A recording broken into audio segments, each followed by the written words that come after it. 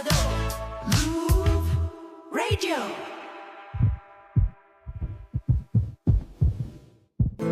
Magandang araw po sa inyo at sa mga kabarangay natin na katulad ko ay itago nyo na lamang sa pangalang Maureen. 34 years old at nagtatrabaho bilang supervisor sa isang private company sa Cavite. Ang totoo niyan ay kakadiscover ko pa lamang ng programa ninyong Barangay Love Stories simula ng magka-pandemic. At aaminin kong sobra po akong nagandahan sa kapapakinig. Dahil nakakapulot po ako ng mga aral at inspirasyon sa buhay mula sa mga storyang ibinabahagi ng ating mga kabarangay. Sa bagay, laging sinasabi sa akin ng mga magulang ko na bukod sa mga sarili nating experience, mahalaga po na matuto rin tayo mula sa ibang tao. Ako man ay may sariling karanasan at aral sa buhay na nais na ibahagi kaya nga ako sumulat dito. Marami rin po kasi akong pinagdadaanan, Papa Dudut. Bata pa lamang ay plinano ko na po ang buhay na dapat ay meron ako bago ako tumungtong ng 30 years old. Kaya nga tulad ng payo sa akin ng parents ko ay nag-aral po akong mabuti at nagtapos. Dahil sa pagsisikap, tiyaga at pagdarasal ay nagkaroon po ako ng magandang trabaho. Bukod doon ay nagkatotoo din po ang isa pang hiling ko sa Diyos. Matapos niyang ibigay sa akin sigab para maging karagdagang inspirasyon ko sa buhay. Hindi nga po nagtagal ay naging magkasintahan kami at nauwi ang lahat sa kasalan.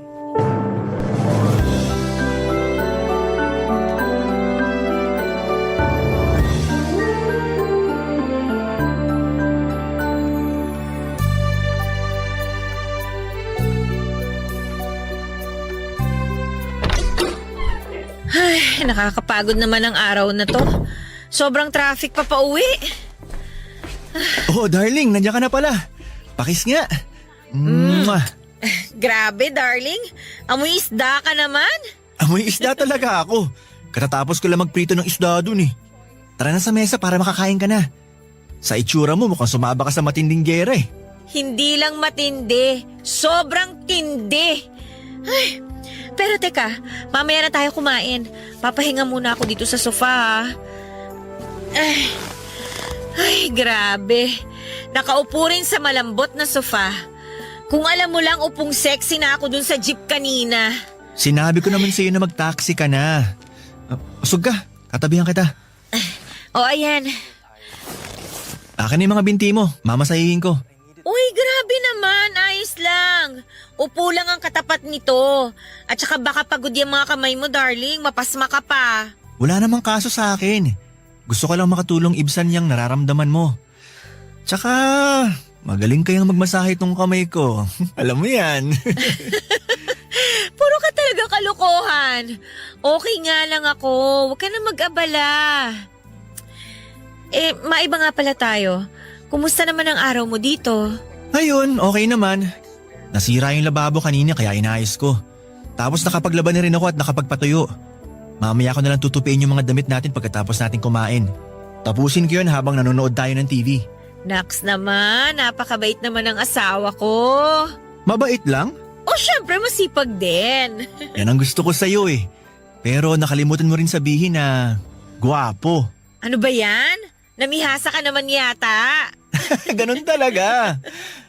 Pero alam mo, darling, sa totoo lang, nakakapagod din yung mga ginawa ko rito sa bahay. Kahit na mukhang kinaya ko at natapos ko, lawit pa rin ang dila ko. Ibang klase. Ayoko maging ganito hanggang tumanda ako. Alam mo naman na wala ka pang nahahanap na bagong trabaho, di ba? Hayaan mo, kapag may mapapasukan ka na, hindi mo na naman gagawin ang mga gawaing bahay na yan. Ngayon lang naman yan habang naghihintay pa tayo ng tawag mula dun sa mga kumpanya na inaplayan mo. Kung bakit kasi ang tagal-tagal nilang tumawag. Nakakainip din kayong maghintay dito sa bahay natin. May iba namang tumatawag pero hindi mo pinupuntahan kapag ini-schedule ka ng interview, di ba? Di sana may trabaho ka na ngayon, darling. Kaya ako nga hindi pinupuntahan kasi alam kong pangit. Paano mo naman nasabi hindi mo pa nga pinupuntahan? Basta alam ko lang. Nagsisisi nga ako kasi nag-apply pa ako sa kanila eh. Kaya nga nitong nakaraan, nire-research ko muna ng husto yung company bago ko magpasa ng resume. Para kapag may schedule na ng interview, pupunta na lang ako. Kaso yun nga, kung kailan naman sigurado na ako sa kanila, Mukhang sila naman ang alanganin sa akin. Basta, huwag ka lang mawala ng pag-asa na makakahanap ka rin ng trabaho na para sa'yo talaga. Hindi talaga. Alam mo iniisip ko, kawalan nilang isang tulad ko. Di ba magaling naman ako? Oo naman. Okay, Tams? Kaya kawalan talaga nila kapag di nila ako kinuha. Asset kaya ako sa mga kumpanya nila. Sa galing ko ba namang to? Oh, paano? Kain na tayo, darling. Medyo nagugutom na kasi ako eh. O sige, ako rin. Biglang nagutom at nadoble ang pagod ko.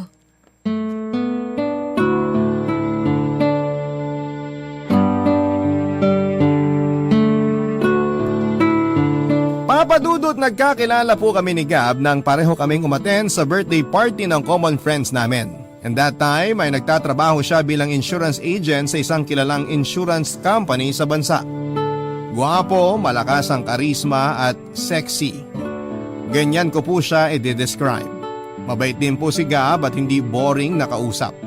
Mabilis kaming nagkapalagayan ng loob matapos kaming ipakilala ng mga kaibigan namin sa isa't isa.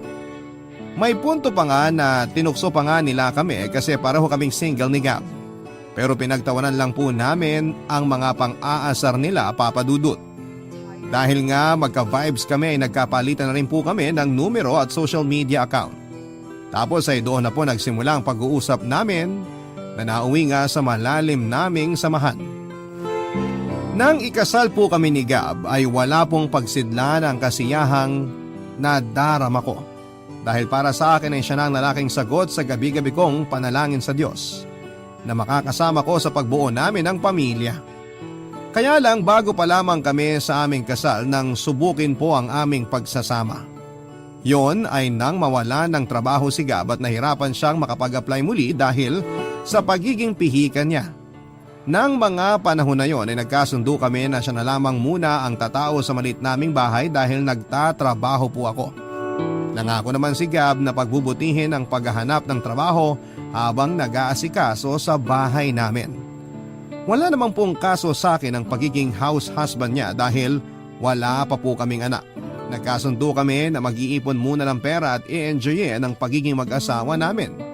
Hindi nga nagtagal ay nagising na lamang ako isang araw na para bang gusto ko nang maging nanay. Doon ko kinausap si Gab na handa na ako sa pagkakaroon ng anak. Bagay na sinang-ayuna naman niya. That time, probationary na siya sa isang private company at tiwala naman siyang mareregular. At kahit papaano ay meron naman kaming naipon para sa pinaplano naming pamilya. Kaya po ginawa namin ni Gab ang makakaya namin para makabuo ng baby sa lalong madaling panahon.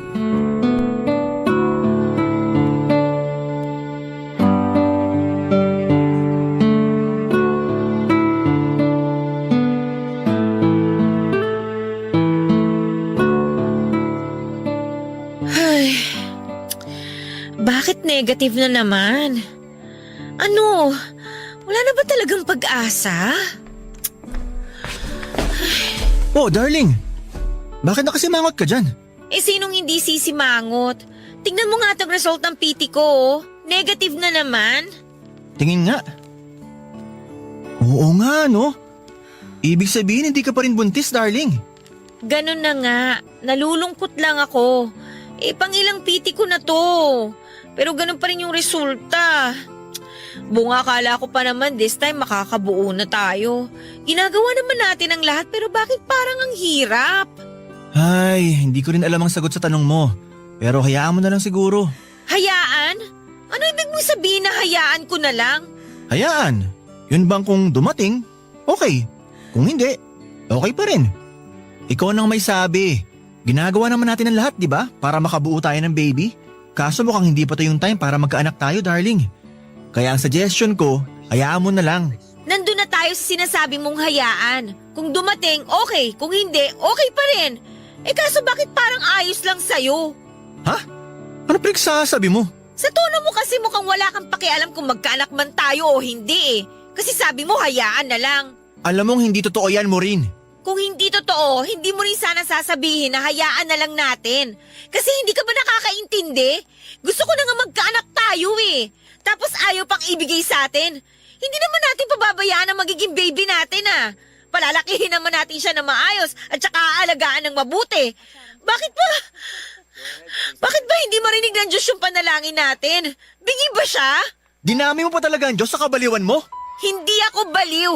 Nagsasabi lang ako ng feelings ko. Pwes, ayusin mo yung feelings mo dahil nakakainis. Lalo ko lang tuloy na patunayan na wala kang pakialam sa nararamdaman ko dahil sa inaasal mo gabi. Alam mo, napipiko na ako sa'yo. O bakit ka nagagalit?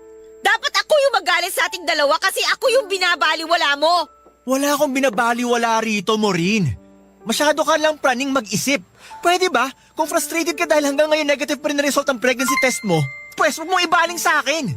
Nananahimik ako rito tapos bigla mo akong aawayin? Ano ka, baliw? Baliw na kung baliw!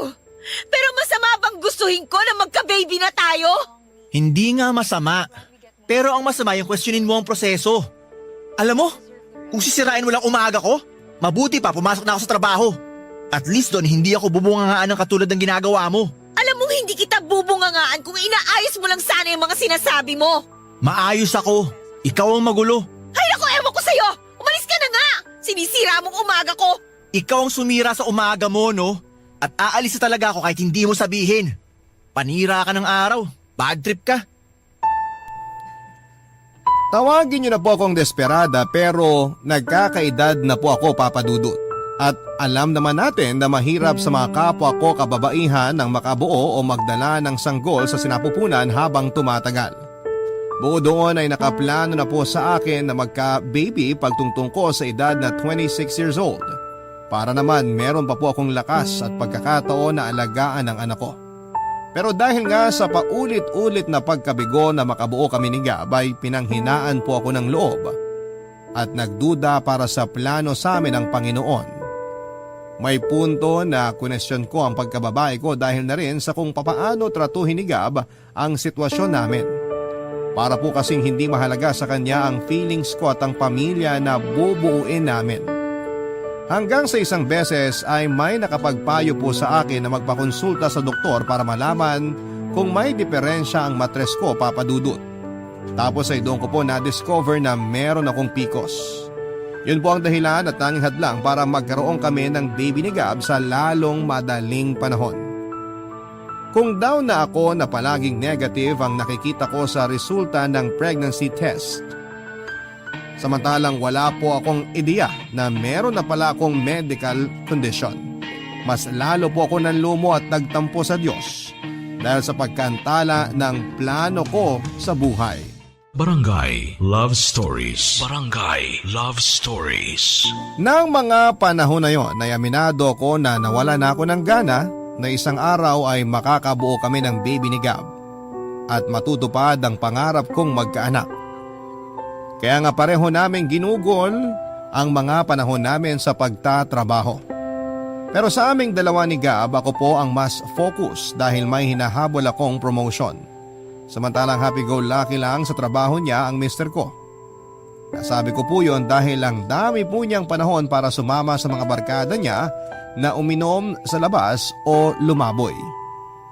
May mga pagkakataon na natutulog ako mag-isa sa kama dahil busy si Gab sa pakikipaglaro sa mobile games sa mga kasamahan niya o di kaya ay kung ano-ano pa pong mga gawain na hindi ko namamalaya na unti-unti na palang nagpapalayo sa amin bilang mag-asawa. Hindi naman po ako mahigpit sa asawa ko. Sa katunayan, ako rin po ang nagsasabi na sumama siya sa mga katrabaho niya tuwing may labas sa mga ito para hindi naman niya maramdaman yung lungkot kapag mag-isa sa bahay namin dahil nasa opisina pa ako at napapadala sa pag-overtime. Malaki po ang tiwala ko sa mister ko at hindi ako yung klase ng babae na may pagkasilosa. Siguro sabihin na natin na wala akong panahon na isipin ang bagay na yon dahil busy po ako sa pagtatrabaho.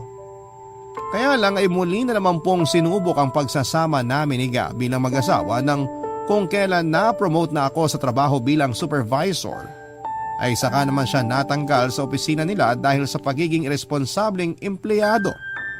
At syempre hindi po ulit naghanap ng bagong trabaho si Gab, sa halip ay bumalik siya sa pagiging taong bahay.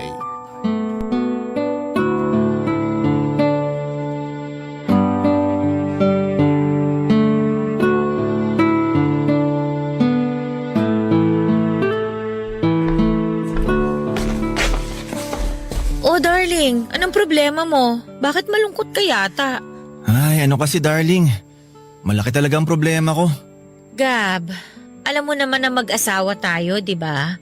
Pwede mong sabihin sa akin ang gumugulo dyan sa isip mo. Nahihiya kasi ako, Maureen. Ayoko na sanang idamay ka pa rito. Bakit ka naman mahihiya sa akin? Katulad nga ng sabi ko, asawa mo ko. Pwedeng-pwede nating pag-usapan kung ano man yung mga problema mo. Ang totoo kasi niyan, na-ospital si nanay at kailangan ko ng tulong pinansyal. Kaso wala naman akong maiabot dahil wala akong trabaho. Pakiramdam ko nagkukulang ko sa kanya bilang anak niya. Sama-sama akong anak. Ay, alam mong hindi totoo yan. Hindi ka masamang anak dahil lang hindi ka nakakapag-abot ng tulong ngayon sa kanila. Ikaw na nga may sabi, wala kang trabaho, wala kang pagkukunan ng pera.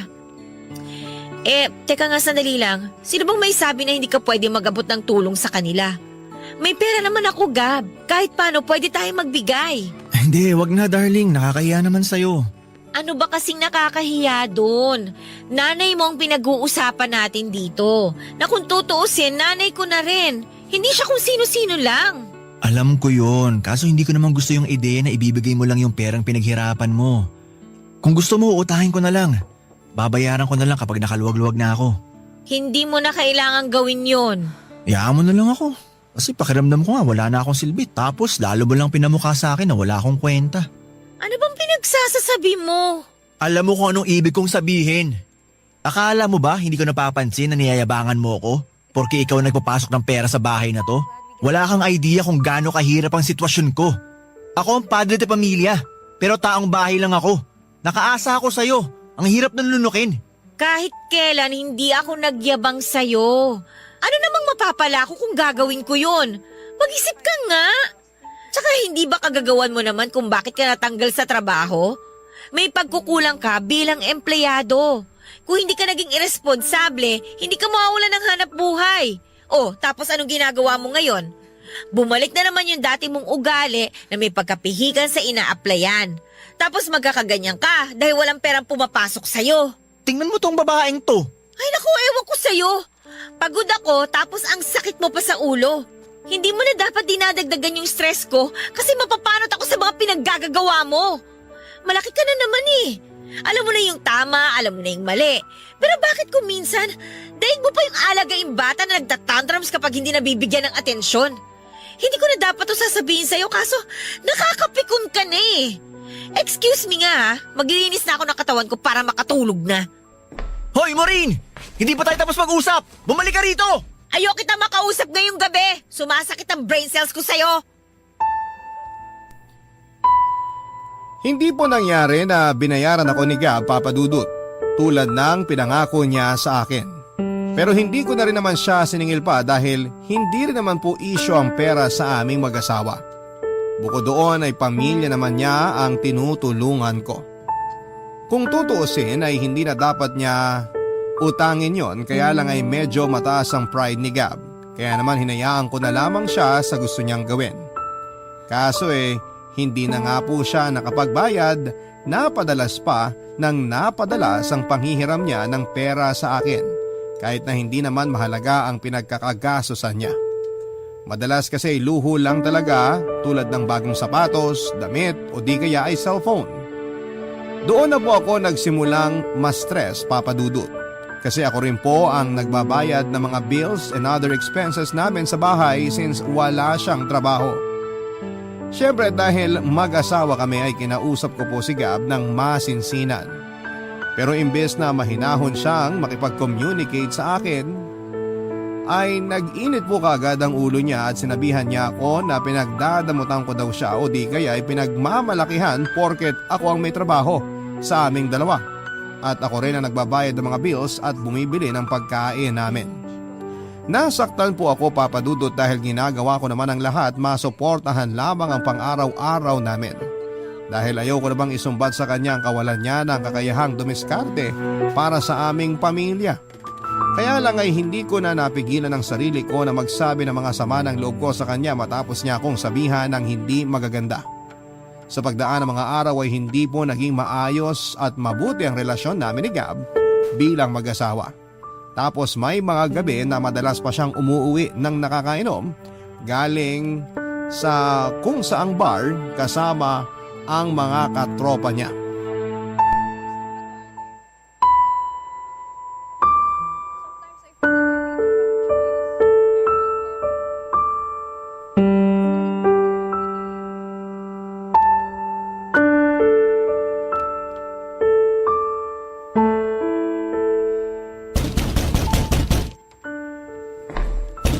Sandali! Nandyan na! Huwag mo namang sirain yung pinto, ano ba? Bakit ngayon mo lang binuksan ang pinto? Kanina pa ako rito sa labas. Alis na! Aray ko naman, Harang-harang ka. Gab!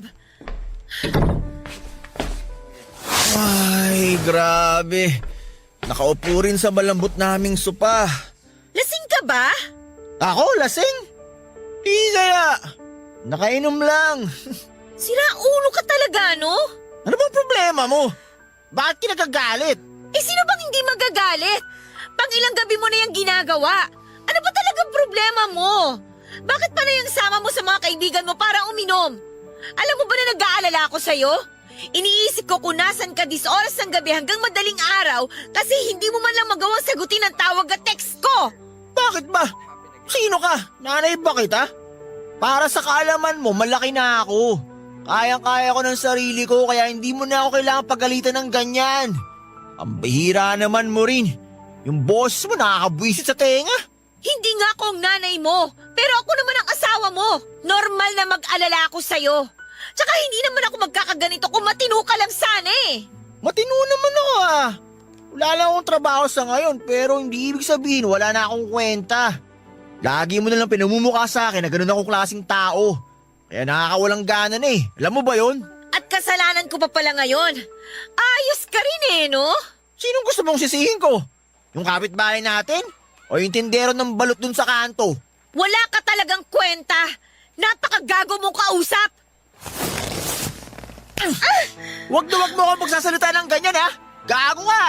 Gab, bakit mo naman ako sinampal? Ang ingay-ingay mo kasi! Hindi ba titigil yung bibig mo kakaputak? Gusto mo paduguin ko yan? Ano gusto mo? Sabihin mo lang, gagawin ko talaga! Lumayo ka sa akin, hayop ka! Ikaw ang hayop! Kasi kung tao ka, hindi ka putak ng putak. Dapat sa'yo pinapasakan ng basahan sa bunganga eh, para manahimik na! Tigilan mo nga yan, Gab! Ano ba? Oh, ano? Ha? Ano? Nasasaktan ako, sabi! Lumayo ka sa akin! Aray! Walang iya ka talaga! Lalo akong nahilo dahil sa ginawa mo! Wala akong ginagawa rito! Ikaw ang bigla-bigla na lang nananakit! Ano ba problema mo, ha? Kung hindi ka masaya sa buhay mo, huwag mo akong idamay, please lang! Tapos ang kapal pa na mukha mong isisi sa akin kung ano nangyayari sa buhay mo ngayon. Samantala sa pagkakatanda ko, hindi ako nagkulang kakapaalala sa'yo at kakasuporta sa'yo bilang asawa mo. Desisyon mo na hindi magbago para sa ikaunlad ng sarili mo. Nasa iyo yung problema, wala sa akin. Tapos nananakit ka pa. Kung tinitikaw mo na lang yung bibig mo, sana hindi ka na nasasaktan. Hintayin mo ako makatayo rito. Lagot ka talaga sa akin. Subukan mo. Ipadadampot kita sa mga pulis. Papadudot, yun po ang unang beses na pinagbuhatan ako ng kamay ni Gab, pero hindi yon ang unang beses na pinagsabihan niya ako ng hindi maganda. Kaya nga doble o sabihin na po nating triple yung sakit at kirot sa dibdib ko dahil sa kagagawan lahat yon ng taong pinakamamahal ko. Siyempre, pinatawad ko pa rin po si Gab nang mahimasmasan siya at nangako sa akin na hindi na niya yon uulitin. Pero hindi rin po niya yon napangatawanan dahil naulit ang pananakit niya sa akin sa tuwing sinisit ako siya o di kaya'y minamasama niya ang mga sinasabi ko tungkol sa kanya. Papadudot, mahal ko po si Gab. Malaki po ang pagpapahalaga ko sa kasal namin pero aminado ko na tahimik po akong nasasaktan sa mga ginagawa niya at pinaparamdam niya sa akin. Kung nagkulang man ako bilang asawa, inihingi ko na po yon ng kapatawaran sa kanya.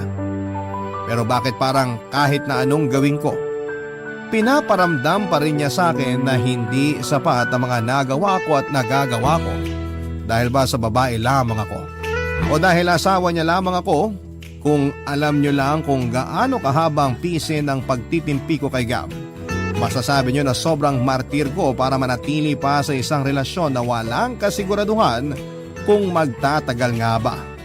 Barangay Love Stories. Barangay Love Stories. Naniniwala po ba kayo, Papa Dudut, na hindi ikaw ang makakapagpabago sa isang tao dahil ang makagagawa lang noon ay siya mismo? Kung hindi po siya determinado na tulungan ang sarili niya katulad ng pagtulong at pag-alalay mo sa kanya ay hindi siya makakausad o walang pagbabago ang mangyayari sa buhay niya. Natatandaan ko po na ganyan ang eksaktong payo sa akin ng mga magulang ko kaya nga bigla ko na lamang naalala ang lahat ng mga sinabi nila matapos kong gawin ang makakaya ko upang suportahan at tulungan si Gab bilang asawa niya. Aside sa financial support ay hindi rin po ako nagkulang ng moral support sa kanya, Papa Dudut. Kaya nga lang ay hindi ko po talaga kinakitaan ang kahit na kaunting kusa ang mister ko para tulungan ang sarili niya. Dumating po ako sa punto na napapatanong na lamang ako sa sarili ko kung may saysay pa ba ang pakikisama ko sa kanya at ipaglaban ang kasal namin kung siya mismo ay hindi nag-e-effort para sa relasyon naming dalawa. Alam ko na hindi magandang magduda, Papa Dudut, lalo't nag-invest na ako sa kanya emotionally and mentally. Asawa ko siya at kasama ko siya sa lahat ng mga pangarap ko sa buhay. Pero nakakapagod na. May mga gabi na hindi ako nakakatulog ng maayos, kakaiya kung kailan darating yung point na mababago ni Gab ang disposisyon niya sa buhay niya. Para naman sa kanya ang lahat ng mabubuting bagay na kapalit ng pagsisikap at pagsasakripisyo niya. Siya lang din po ang makikinabang nun. Kaya dapat ay hindi niya masamain lalo na at sa akin ang gagaling. Pero akala ko'y wala nang lalala sa mga gagawin pa ni Gab. Pero doon po ako nagkamali, Papa Dudut.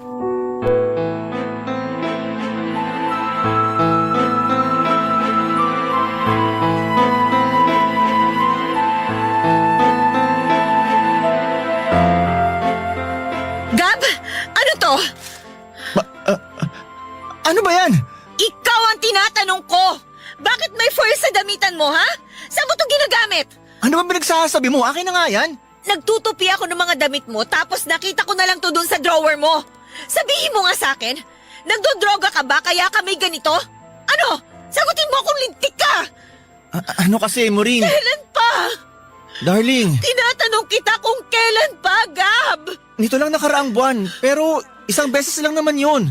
Sinong ginagago mo? Sa palagay mo maniniwala ako na hindi mo na yung ginagawa samantalang meron kang ganito sa damitan mo? Kaya palagi kang hingi ng hingi sa akin ng pera? Tapos sa ganito lang napupunta?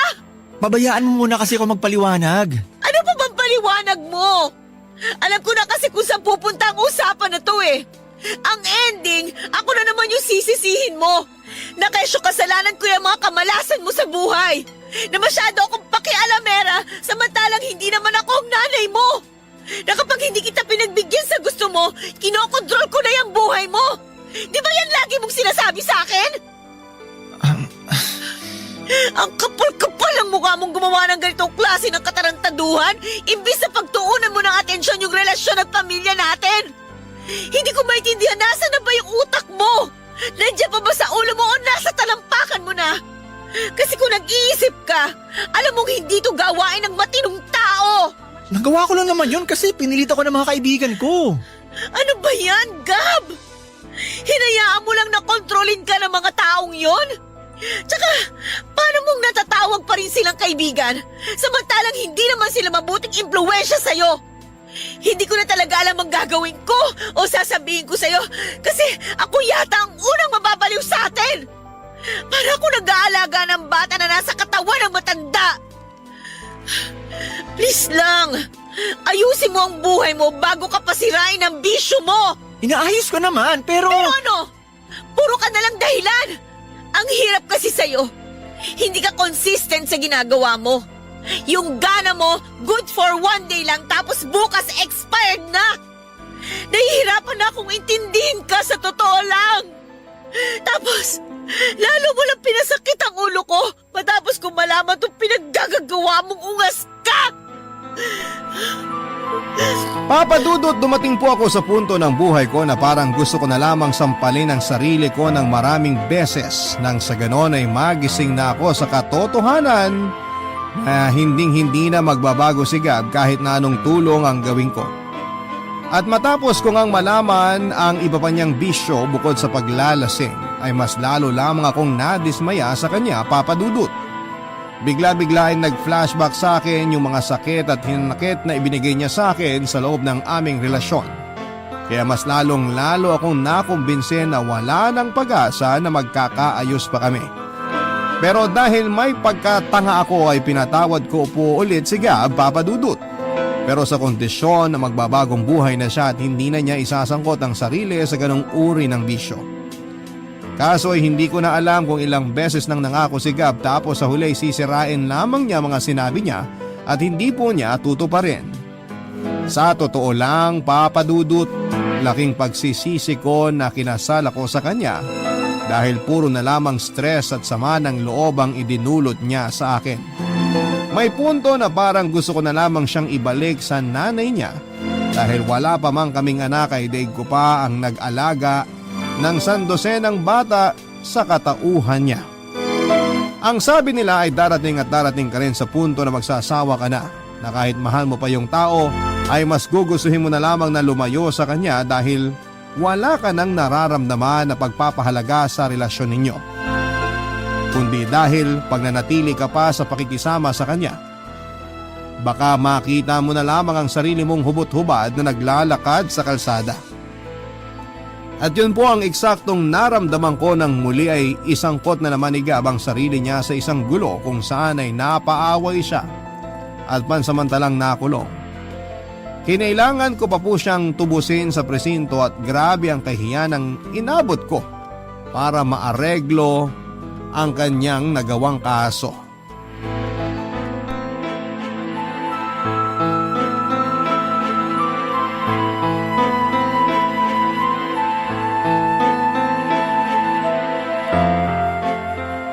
Gab, sira na ba talaga ang tuktok mo?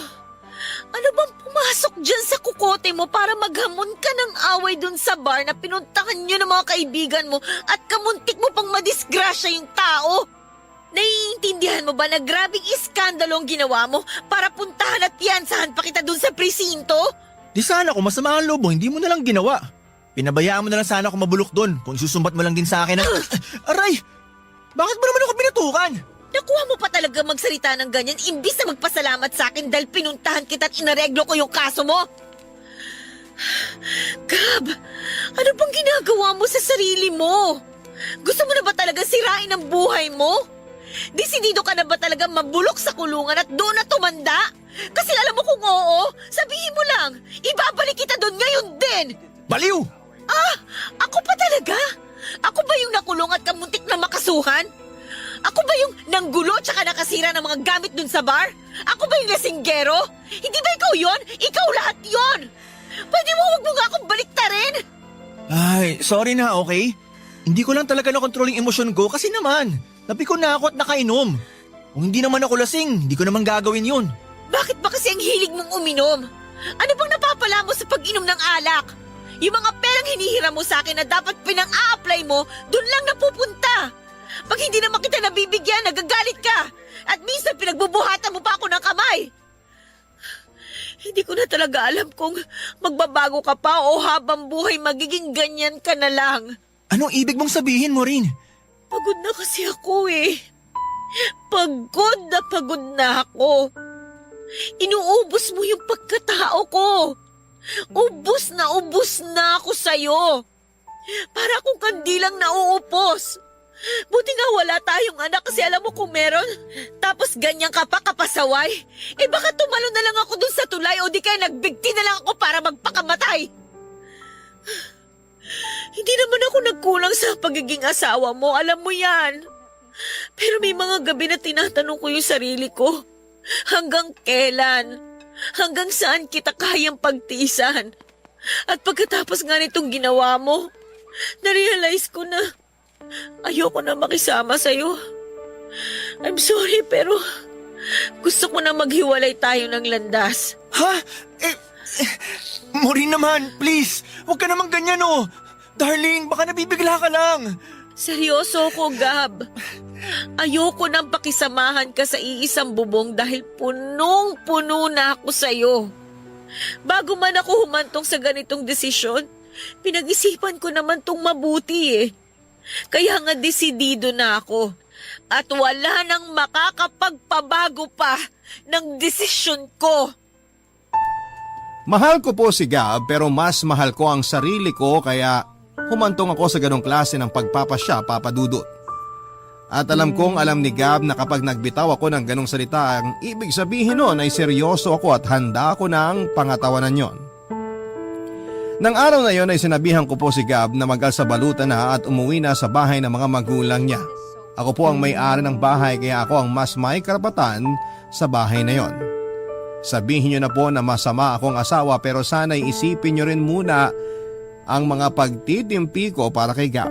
Napagod na lamang ako at tinanggap ang katotohanan na hindi talaga para kami para sa isa't isa. Sa kasalukuyan ay mag-isa na lamang po akong nakatira sa bahay namin pero di hamak na mas payapa at masaya. Paminsan-minsan ay dinadalaw ako ng mga magulang ko and other relatives kaya nalilibang ako. Kung tatanungin nyo kung kumusta si Gab, ang balita ko ay nasa poder siya ng mga magulang niya at nakabalik na sa pagtatrabaho. Pero hindi ko na po inalam kung saang kumpanya. Ewan ko po ba, napagod na lamang ako na isangkot sa kanya ang buhay at sarili ko matapos na mga nangyari sa amin. Oo, nandun ang panghihinayang at lungkot kasi kinailangan naming maghiwalay. Pero minsan mas makakabuti yon dahil hindi nakabubuti sa aming sarili kapag magkasama po kami.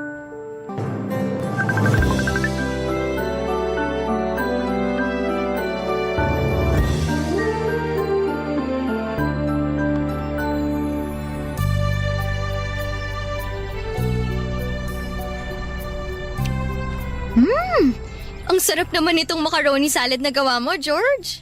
Naks, salamat at nagustuhan mo, Ami. Sobra! Ano ba nilagay mo dito? Hindi nakakaumay yung lasa, ha? Wala naman akong special ingredient na nilagay dyan. Hindi nga. Alam mo, gumagawa rin naman ako ng macaroni salad. Pero bakit hindi naman ganito kasarap? Baka kasi ang nilalagay mo lang nakahalo ng mayonnaise, condensed milk. Bakit? Ano pa bang dapat na ihalo dun? Pwede mo siyang haluan ng heavy cream o kaya all-purpose cream para hindi masyadong matamis o maasim. Saka maganda rin ang magiging texture ng dressing ng salad. Oo nga, no? Minsan kasi napapasobra rin sa asim o tamis yung salad na ginagawa ko tapos malabnaw pa. Kaya nga mas okay na lagyan mo ng mga ganong cream para mag-balance ang lasa nila. Yun kasi ang pangontra sa asim. Tapos hindi pa ganong katamis. Alam mo, ang dami ko talagang natututunan sa'yo pagdating sa pagluluto. Hindi naman. Konti lang din naman ang alam ko. Anong konti? Ang dami ko kayang nalalaman na secret recipe o ingredient mula sa'yo. Natutunan ko lang din naman yung mga yun sa nanay ko. Kasi mahilig siyang magluto. Buti ka pa. Si mama kasi walang kahilig-hilig magluto.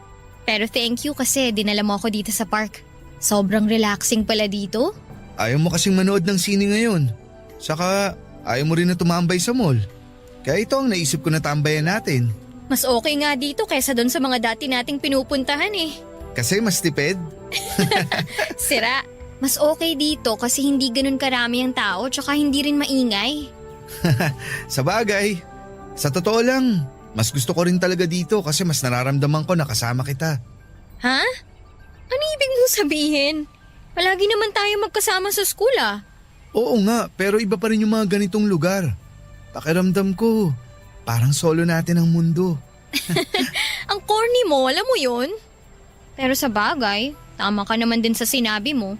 Kasi tignan mo nga oh, ang konti ng tao dito sa park. Kaya parang solo na rin talaga natin tong lugar. Kaya sa susunod, ibang park naman ang puntahan natin. Yung mas maganda ang view. Para mas relaxing din ang date natin. Sige ba? Pero kahit naman saan tayo pumunta, nare-relax ako basta ikaw ang kasama ko, Ami. Ewan ko sa'yo, ang dami mong baon na banat dyan ah. Totoo naman ang sinabi ko. Makasama lang kita kahit saglit. Buo na kaagad ang araw ko. Konti na lang talaga, dudumugin na tayo ng mga langgam dito sa pwesto natin sa tamis ng mga sinasabi mo. Kumain na nga lang tayo kasi magbabike pa tayo mamaya, di ba? Oo, may nakita na ako na pwedeng rentahan na bike dito sa park. Mas masaya raw mamasyal kapag nakabike eh. Excited na ako kasi ang tagal ko na rin hindi nakakapag-bike. Ubusin na nga natin itong mga pagkain na dala mo, George. O eto, susubuan na kita nitong macaroni salad.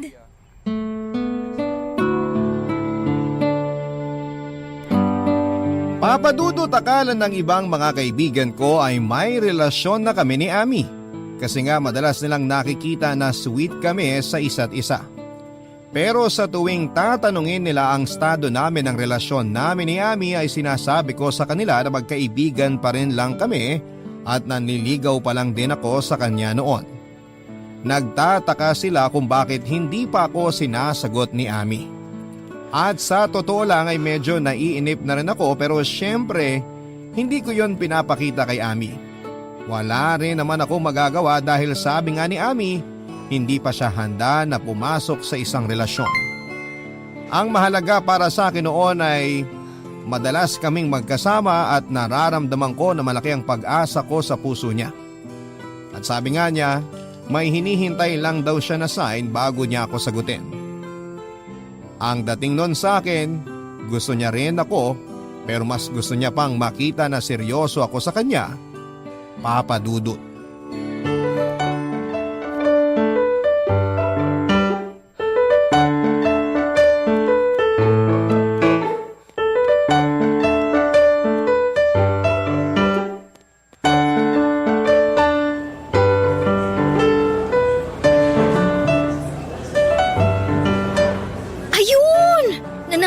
Sa nilalaro ko dito sa cellphone ko. Sakto kasi malapit na rin palang magsimula ang klase namin. Sasabihan na nga sana kita na may 7 minutes ka na lang bago ang klase nyo.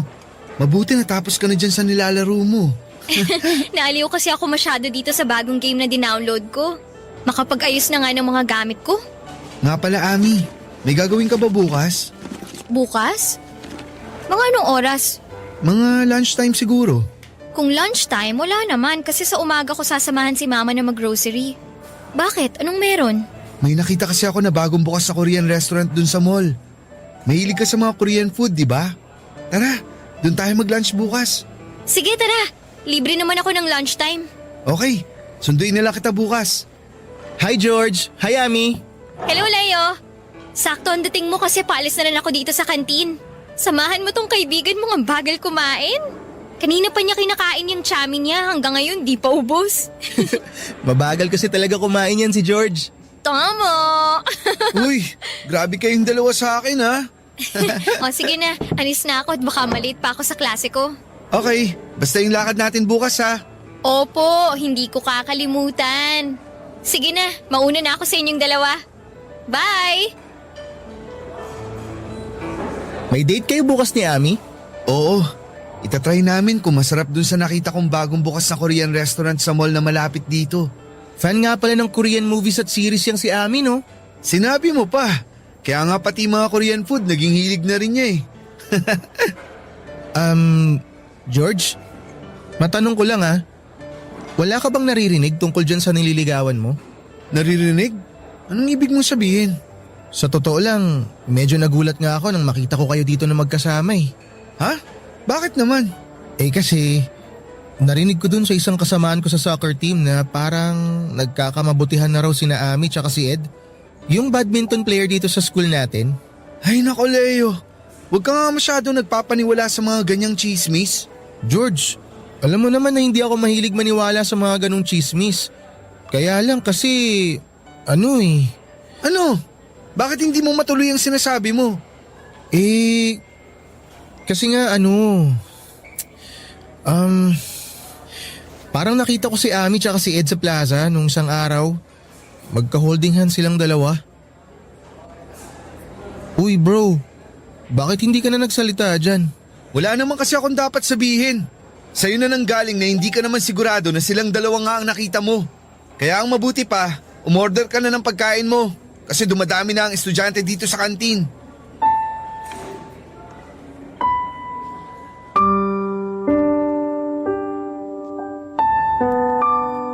Papa Dudut, hindi talaga ako naniniwala sa sinasabi ng kaibigan kong si Leo. Kahit alam ko na wala siyang dahilan para mag-imbento ng kwento, imposible rin naman na maging totoo ang sinasabi niya na may ka-holding hands na ibang lalaki, si Ami. Hindi naman kasi si Ami ang tipo ng babae na madaling makuha o mapasagot. Kaya nga, mahigit 1 taon na ako nanliligaw sa kanya noon, kaya naman kesa magtalo pa kami ni Leo, sinabi ko na lang ulit na baka nagkamali lamang siya nang nakita niya. Na hindi si Ami yung nakita niyang babae. Malakas na kasi talaga ang pakiramdam ko noon na malapit na akong sagutin ni Ami. Alam naman kasi natin kapag may pag-asa tayo sa nililigawan natin, hindi ba, Papa Dudut? At palaging pinaparamdam sa akin ni Ami na hindi masasayang ang mga effort na ginagawa ko para sa kanya. Pinanghahawakan ko yung mga pasaring niya na gusto niya ako. Pero hindi pa lang siya handa na pumasok sa pakikipagrelasyon ng mga panahon na yon, Papa Dudut. Kaya naman nag-aabang na lamang ako sa magiging sagot niya. Barangay Love Stories. Barangay Love Stories. Di ko na rin nakikita kung sino ang madalas niyang nakakasabay kumain at umuwi. Hindi na rin kasi niya madalas na nasasagot ang mga tawag ko. Hindi na rin siya madalas na nagre-reply sa mga text ko sa kanya. Pero hindi pa rin ako bumitaw, Papa Dudut, at iniisip ko na nga lang na totoo ang dahilan na ibinibigay niya sa akin. Na busy lamang talaga siya sa academics niya at mga requirement para makagraduate, Papa Dudut.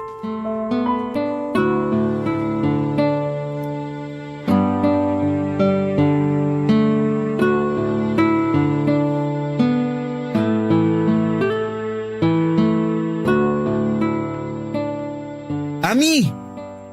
Ami, sandali! Ang bilis namang maglakad ni Ami. Kanina ko pa tinatawag pero hindi niya ako nililingon. Ay! Ami! Ami, hintayin mo ako! Ami! Oh, George! Naabutan din kita sa wakas. Kanina pa kita tinatawag pero hindi mo naman ako pinapansin. Nako, pasensya na. Naka-earphones kasi ako at nakikinig ng kanta. Ganun ba? Ay, kaya naman pala hindi mo ako naririnig. Oo, sorry talaga. Bakit mo nga pala ako hinahabol? Eh kasi 'di ba, sabay tayong magla-lunch. Hinintay kita sa kantin pero hindi ka naman dumating. Tapos nung nakita nga kitang naglalakad dito sa field, hinabol na kita. Hala, oo nga pala. Nakalimutan kitang i-text kanina na na-extend ang klase ko kaya doon na lang kami sa kabilang kantin kumain ng mga kaklase ko. George, sorry Nawala talaga sa isip ko kasi na-empty bat din ang cellphone ko kanina. Wala namang kaso sa akin yun, Ami. Saan ka nga pala pupunta? Dyan lang. Saang dyan lang? Tara, sama na kita. Naku, wag na. Kaya ko naman maglakad mag-isa. Alam ko namang kaya mo, pero gusto lang sana kitang samahan. Lika na, saan ka ba pupunta? Hindi na nga, George. Ako na lang mag-isa maglalakad. Sige na, baka may klase ka pa. Wala akong klase, kaya may oras ako para sa'yo. Ikaw lang naman ang walang oras sa akin eh. Ano bang pinagsasasabi mo? Ami, alam kong alam mong ibig kong sabihin. Hindi ka na masyadong nagre-reply sa mga text ko. Hindi mo na rin sinasagot ang mga tawag ko. Ano naman ngayon? Required ba na palagi akong sumagot kapag nagtitext o tumatawag ka sa akin? Hindi naman sa ganun. Kaya lang kasi, kahit kapag nagyayaya ako na lumabas tayo, palagi ka rin namang busy. Ano magagawa ko? Sa busy nga ako sa mga ganap dito sa school at thesis ko. Alam mo, George, parang masyado ka nang nagiging demanding. Uy, hindi naman Talaga? Hindi? Kahit ang dami mong nirereklamo sa akin ngayon? Alam mo, mas mabuti siguro kung tumigil ka na lang sa panliligaw mo sa akin. Uy, Ami, wag naman ganun. Sorry na. Namiss lang naman kita kaya nagkakaganito ako. Ayun na nga Hindi pa kita boyfriend pero nakakasakal na yung mga kinikilos mo. Makaalis na nga. Sinasayang mo lang ang oras ko. Ami, sandali lang. Mag-usap muna tayo. Ano ba? Bitawan mo nga ako. Wala na tayong dapat na pag-usapan, George. At uulitin ko, tumigil ka na sa panliligaw mo sa akin para manahimik na rin ang mundo ko sa'yo. Hindi mo naman kailangan gawin yun. Promise, Hindi na ulit ako mangungulit. Basta hayaan mo lang ako sa ginagawa kong panliligaw. Hindi nga pwede! Bakit hindi na pwede? Kasi may boyfriend na ako. Kaya layuan mo na ako at tigilan mo na ako. Papadudot sa kabila ng mga sinabi sa akin ni Ami ay hindi rin kagad ako sumuko sa kanya. Palagi pa rin ako nagtitext sa kanya kahit na hindi na siya nagre-reply. At minsan din ay nilalapitan ko siya kahit ayaw na niya akong kausap. Nagpapadala rin ako ng regalo sa bahay niya kahit na hindi ko sigurado kung tinatanggap o tinatapon lang ba niya yon. Gusto ko lang na makita niya na ako ang mas karapat-dapat na lalaki para sa kanya. Na ako na lang sana ang piliin niya. Pero dumating ang araw na napagod at sumuko rin ako at tuluyan na akong huminto sa paghahabol ko kay Ami. Mabuti na lang papadudot patapos na rin ang huling taon namin sa kolehiyo kaya naman nagawa kong makapag-move on kaagad. Lumuwas ako ng Maynila at dito na nagtrabaho. Malaking factor din kasi yon na hindi ko na siya madalas na nakikita kaya nagawa ko rin kalimutan si Ami. Sinimulan kong mag-focus sa sarili ko pero wala pang isang taon ang nakalipas ay nagkaroon kagad ako ng bagong inspirasyon. Hindi nga nagtagal ay naging girlfriend ko rin ang inspirasyon kong si Isabel, papadudot.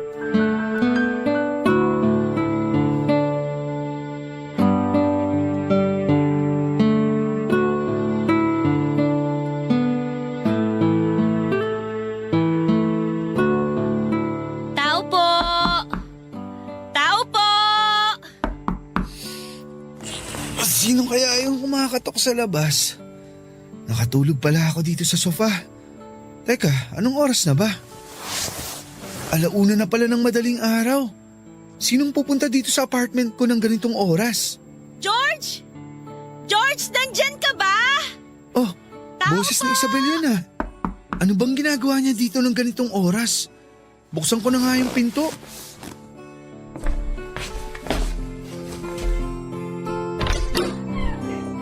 Oh, sweetie! Anong ginagawa mo dito? Ay, mabuti naman at binuksan mo na tong pinto. Kala ko umalis ka kanina kaya walang tao dito sa apartment mo eh. Alam mo naman kapag ganitong oras, nandito lang talaga ako. Lika, pasok ka. Salamat. Ano bang meron at napasugod ka dito ng ganitong oras? Saka, bakit parang ang laki naman ng bag na dala mo? Sweetie, ang totoo, lumayas na ako sa bahay namin. Ha? Bakit mo naman ginawa yun? Magkausap lang tayo kanina sa cellphone bago ako matulog. Wala ka naman kahit na anong binanggit na aalis ka ng bahay niyo at pupunta ka dito. Wala talaga akong binanggit kasi alam ko na pagod ka kanina galing sa trabaho. Pero sweetie, di ba nakwento ko na sa'yo dati na napapadalas ang pag-aaway namin ni Mama? Oo nga, pero hindi naman sapat na dahilan yun para lumayas ka sa bahay niyo. Hindi mo kasi ako naiintindihan eh. Uy, sweetie, bakit naman bigla ka na lang umiyak? Eh kasi parang ayaw mo ako dito sa apartment mo eh. Hindi naman sa ganun. Nagulat lang ako kasi nga napasugod ka ng ganitong oras. Tapos may dala ka pang mga gamit. Eh kasi nga, lumayas na ako sa bahay namin. Paulit-ulit lang, George. Ay, ano ba talagang nangyari? Anong pinagtalunan niyo ng mama mo? At bakit ka nagalit sa kanya? Hindi naman talaga ako galit kay Mama. Oo, masama yung loob ko. Pero hindi siyang dahilan kung bakit umalis ako sa bahay namin. Eh sino palang dahilan? Yung bagong kinakasama ni Mama. Oh, bakit? Anong ginawa niya sa'yo? Ang totoo, George. Matagal ko na siyang nahuhuling binobosohan ako habang naliligo sa banyo. Umaalis din naman kagad siya kapag nahuhuli ko siya. Sinabi ko yun kay Mama dati. Pero nagalit lang si Mama at sinabihan ako na wag raw ako mag-imbento ng kwento. Kaya lang kanina habang nasa palengke si Mama, natakot na talaga ako. Kasi naramdaman ko na pinipilit buksan ng boyfriend ni Mama yung pinto ng kwarto ko. Mabuti na lang nakadobulak ang pinto ko noon kaya hindi niya ako nagawang pasukin sa kwarto. Pero hindi ko na kayang magtiis sa pangmamanyak na ginagawa niya sa akin. Natatakot ako na tuluyan niya na akong magawa ng masama. Kaya nagdesisyon na ako na lumayas na sa bahay namin. Bakit naman hindi mo kaagad sinabi sa akin ang tungkol dito? Dahil ayoko ng gulo. Ang gusto ko lang, makalayo na kay Mama at sa manyakis na lalaking yun. George, dito na lang ako sa place mo. May trabaho naman ako. Makakapag-share ako sa mga gastusin mo dito. Promise, hindi ako magiging pabigat sa'yo. Basta, hayaan mo lang ako dito. Ayoko na kasi sa amin. Natatakot na talaga ako sa boyfriend ni Mama. Pero kung ayaw mo talaga na dumito ako, sige, ayos lang. Wala naman ako magagawa eh. Hahanap na lang siguro ako ng ibang pwede kong tuluyan na bahay. Ano ka ba? Siyempre hindi na kita hayaang umalis. Nagulat lang talaga ako sa biglang pagdating mo kanina. Pero ayos lang sa akin ang lahat. Dito ka na lang sa apartment ko, Isabel. Huwag kang mag-alala. Hindi ko hahayaan na masaktan o malapitan ka ng hayop na lalaking yun. Papadudot, nakilala ko si Isabel sa isang kantin na madalas kong kainan dati sa dati kong pinagtatrabahuhan. Maganda siya at simple lamang kung mag-ayos, mabait din siya at malambing magsalita. Yon ang mga katangian niya na nakakuha ng atensyon ko. Kaya nang maging madalas na ang pag-uusap namin at pagbabatian ay kinuha ko na rin ang pangalan niya sa Facebook, pati na rin ang cellphone number niya. Doon kami nagsimula na madalas na magkausap hanggang sa niligawan ko na nga siya at naging girlfriend. May 3 buwan pa lamang kaming magkarelasyon nang kumatok si Isabel sa place ko at nagsabi na gusto na niyang magsama kami sa isang bahay, Papa Dudut. Nagdalawang isip pa talaga ako noong una kasi sa totoo lang ay hindi ko alam kung ano ang tamang gawin tungkol sa bagay na yon. Pero nang umiyak na nga si Isabel sa harap ko at sabihin niya ang tungkol sa pagtatangka sa kanya ng masama ng kinakasama ng mama niya, hindi na ako tumanggi pa sa gusto niyang mangyari na tumira siya sa apartment ko. Barangay Love Stories. Barangay Love Stories. Papadudot, nag-live-in na nga kami ni Isabel at nagtulungan sa mga gastusin sa bahay. At tama nga ang ibang tao sa sinasabi nila na mas makikilala mo ang karelasyon mo kapag nagsama na kayo sa iisang bubong. Dahil marami akong na-discover sa ugali ng partner ko na hindi ko pa alam noong umpisa. May pagkamudi pala siya lalo na kapag may menstruation siya. Mabilis ding uminit ang ulo niya kapag bagong gising siya o kaya ay inaantok. Mahilig siyang magluto pero tamad siyang magligpit ng mga ginamit niyang pagluto. Ayos lang naman sa akin yon dahil ang mahalaga ay alam kong mahal namin ang isa't isa. Papadudot, 4 na buwan pa lang kaming nagsasama nang magbuntis ang partner kong si Isabel. Pareho kaming hindi handa pero pareho rin kaming nangako na magiging mabuting magulang kami sa anak namin. Kaya lang sa 3 buwan ng pagbubuntis ni Isabel ay nakunan siya dahil masyado raw mababa ang kanyang matres. At mula nang mawala ang anak namin, nagbago ang ugali ng partner ko, Papadudot.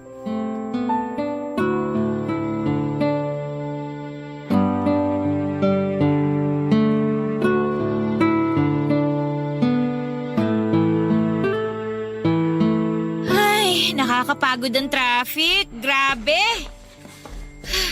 Sweetie, mabuti naman at nakauwi ka na. Ginabi ka na yata masyado. Oo, nag-general cleaning kasi kami sa kantin kanina kaya late na kami pinauwi ng supervisor namin.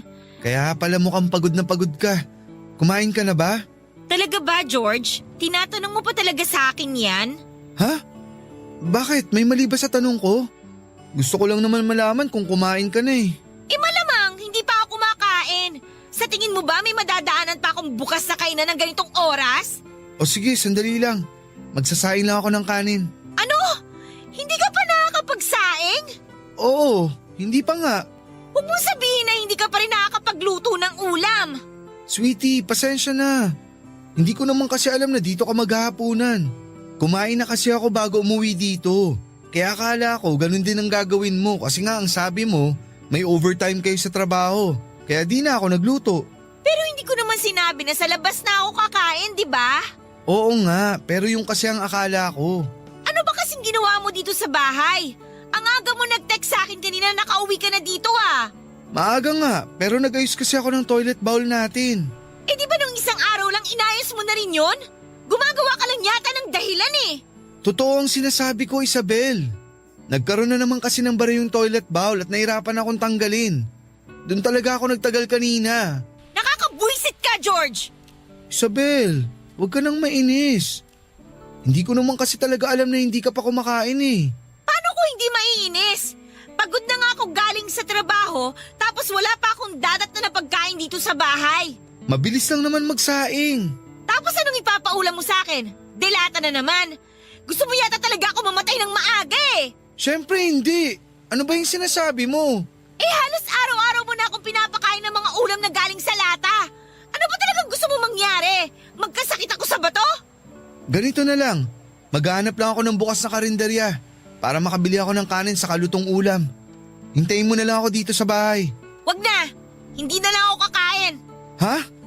Eh di ba hindi ka pa nga naghahapunan? Saglit lang naman akong bibili ng pagkain sa labas. Hintayin mo na ako. Alam mo, George, malilipasan lang din naman ako ng gutom kakahintay sa pagbalik mo, kaya mabuti pa, itulog ko na lang to. Teka, Isabel, saan ka pupunta? Sa kwarto, matutulog na ako. Buisit! Buisit na bahay to! Buisit na buhay to! Buisit talaga! Papadudot ng magbago ang ugali ni Isabel at magsimula ang malamig na pakikitungo niya sa akin ay inisip ko na gawa lang yon ng pagkawala ng anak namin. Na hanggang sa mga oras na yon ay nagdadalamhati pa rin siya kaya madalas siyang galit o mainit ang ulo kahit sa mga simpleng bagay lang. Madalas ako nakakatanggap ng mga sigaw o pagmumura mula sa kanya at minsan ay naririnig ko mula sa kanya na hindi na siya masaya sa pagsasama namin. Nakala ko ay nasasabi niya lang dahil mainit ang ulo niya. Hindi niya rin ako pinagbibigyan sa kama pero wala namang naging problema sa akin tungkol sa bagay na yon. Mahal ko si Isabel at gagawin ko ang lahat para intindihin siya. Kaya lang hindi ko alam na darating kami sa point na susubukin ng ibang tao ang relasyon naming dalawa. Hindi ko napaghandaan ang bagay na nadiskubre ko tungkol sa kanya. Sobrang sakit. Kasi ng panahon na yon kay Isabel ko na pinaikot ang mundo ko, Papa Dudut.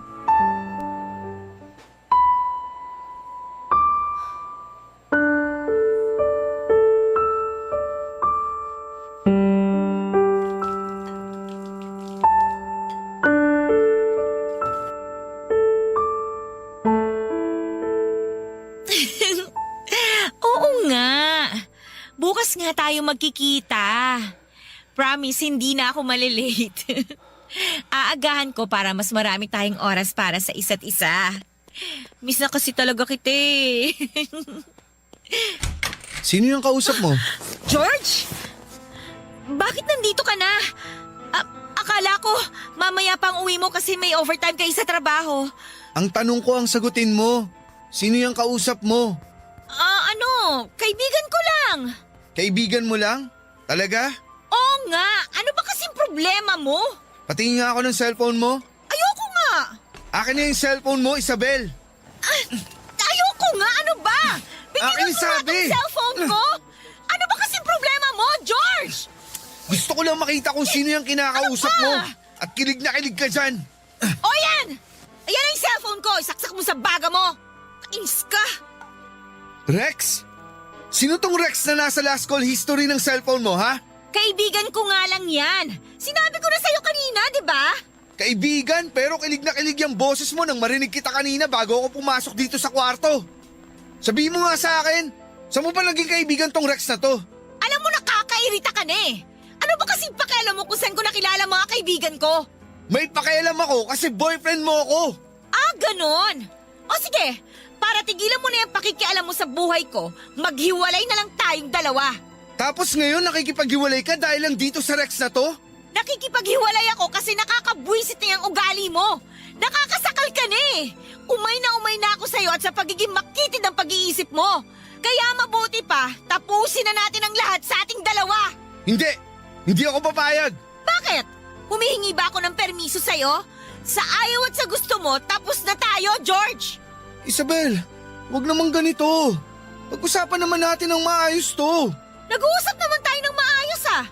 Maayos kung tinatapos ang relasyon natin ngayon. Pero hindi naman to ang solusyon sa problema natin. Sorry kung nagalit ka agad ako kanina. Hindi ko sinasadya na sigawan ka. Wala na akong pakialam kung sinasadya mo o hindi. Ang gusto ko na lang, mag-break na tayo! Isabel, mahal mo pa rin naman ako, di ba? Ayusin na lang natin to. Sorry na. Ayun na nga, George eh! Hindi na kita mahal, kaya nga ako nakikipag-break na sa'yo! Hindi ako naniniwala. Alam ko na mahal mo pa rin ako. Okay, fine! Aaminin ko na para matauhan ka na. May iba na akong mahal. Si Rex, yung lalaking kausap ko sa cellphone kanina. Mahal ko na siya. Kaya umalis ka na dyan sa harap ko, mag-i-empake na ako ng mga gamit ko. Isabel naman, please. Huwag mong gawin sa akin to. Hindi ko kayang mawala ka sa buhay ko. Huwag mo akong iwan. Bitiwan mo nga ako, Parang George. awa mo na, Huwag mo Isabel. nga akong yakapin. Ano ba? Huwag mo Alis ka akong nga dyan, iwan. mag-i-empake na ako. Alis dyan! Huwag mo kunin mo ang gamit mo. Huwag ka umalis sa bahay na to. Isabel, kung gusto mo tatanggapin ko na break na tayo. Basta huwag ka lang umalis. Huwag mo lang ako iwan. Nagmamakaawa ako, Isabel. Ayoko umalis ka. Dito ka na lang. Huwag mo akong iwan. Siguro nga Papa Dudut ay marami na akong senyales na nakikita noon na niloloko ako ng partner kong si Isabel. Pero hindi ko lang pinansin ang mga senyales na yon sa labis na pagmamahal na nararamdaman ko para sa kanya. Hanggang sa isampal na nga sa akin ang katotohanan. Pero hindi pa rin ako sumuko at hindi ko siya binitawan, Papa Dudut. Wala mahal ko talaga siya. Kaya sa kabila ng mga sinabi niya sa akin na hindi na niya ako mahal, nakiusap pa rin ako na huwag siyang umalis sa bahay at huwag niya akong iwanan. Pinagbigyan niya naman ako at nagstay pa rin siya sa place ko. Pinagsilbihan ko siya kahit palagi niyang pinaparinig sa akin na may kausap na siyang ibang lalaki sa cellphone. At hindi na talaga ako ang mahal niya, Papa Dudut. Doon ko naisip na minsan sa sobrang laki ng pagmamahal na nararamdaman natin para sa isang tao ay nagiging bulag at bobo na tayo. Wala na tayong ibang iniisip noon kundi hindi sana bumalik tayo sa panahon na mahal pa rin tayo ng taong naging dahilan ng pagiging masaya natin. Na sana mahalin ulit tayo ng taong mahal natin pero may mga bagay talaga na hindi na natin pwedeng balikan pa. At may mga pangyayari na hindi na pwede pang magbago. Dahil nagkaroon ulit kami ng pagtatalo ni Isabel nang dalhin niya ang bago niyang boyfriend na si Rex sa mismong place ko. Hindi ko na napigilan pa ang sarili ko at nasuntok ko ng ilang beses si Rex hanggang sa umalis na ito ng bahay. Naiwan si Isabel pero nagsimula na mag-impake ng mga gamit niya na kaagad ko namang pinigilan. At sa ilang beses na pakiusap at pagmamakaawa ko sa kanya na ko ang piliin niya ay hindi yon nangyari, Papa Dudut. Kahit halos humagulhol na ako sa harapan niya at lumuhod ay wala pa rin akong nagawa para pigilan siya sa ginagawa niya. At bago pa nga siya tuluyang lumayas ng bahay ay muli ako nagmakaawa sa kanya. Muli ako nakiusap na doon na lang muna siya sa bahay. Kahit na hindi na kami mag-usap, kahit na hindi na kami magkabalikan, basta makasama ko lamang siya ay sapat na. Sobrang desperado na ako pero wala na akong pakialam pa. Siyempre hindi na niya ako pinagbigyan at tuluyan na niya akong iniwanan. Sa mga sumunod na araw ay nalaman ko kung saang bahay siya tumuloy at pinuntahan ko pa rin siya para muling pakiusapan na magkabalikan kaming dalawa. Doon ko ulit nakita si Rex pero sa pagkakataon na yon ay ako naman ang nabugbog niya. Kaya ko namang lumaban pero hindi ko ginawa lalo na nang harap-harapan itong piliin ni Isabel kesa sa akin. Pinamukha niya na kahit kailan ay hindi na niya ako magagawa pang mahalin. Na hindi na ako lalaking makapagpapaligaya sa kanya. Tinanong ko siya, Papa Dudut, kung ano nga ba ang meron ng lalaking yon na wala ako, ano ang ibinigay nito sa kanya na hindi ko ibinigay. At bakit hindi ako ang pinili niya sa kabila ng mga bagay na naisakripisyo ko para sa kanya. Isa lamang ang naging sagot niya. Mahal niya ang bagong boyfriend niya kaya ito ang pinipili niya.